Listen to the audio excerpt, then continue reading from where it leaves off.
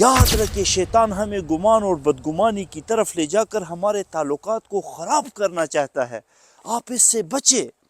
السلام علیکم ورحمۃ اللہ میرے دوستوں، بھائی اور بزرگوں، غلط فہمی اور بدگمانی یہ اتنی خطرناک چیزیں ہیں کہ آپ اس سے ہمیشہ بچنے کی کوشش کریں۔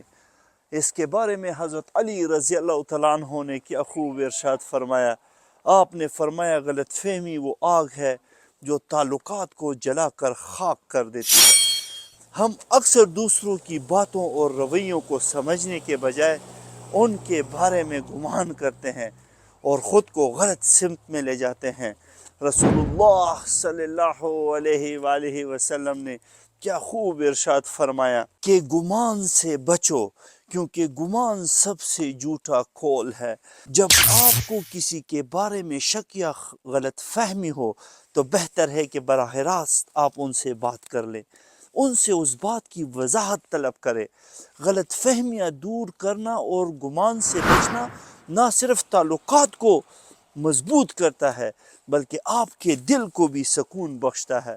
آپ بدگمان نہ رہا کرے، لوگوں کے لیے اچھے خیالات رکھا کرے۔ یاد رکھے شیطان ہمیں گمان اور بدگمانی کی طرف لے جا کر ہمارے تعلقات کو خراب کرنا چاہتا ہے، آپ اس سے بچے۔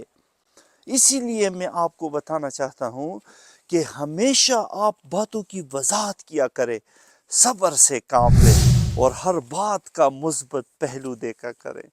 یہی طریقہ رسول اللہ صلی اللہ علیہ وآلہ وسلم نے ہمیں سکھایا ہے، ہمیں بتایا ہے۔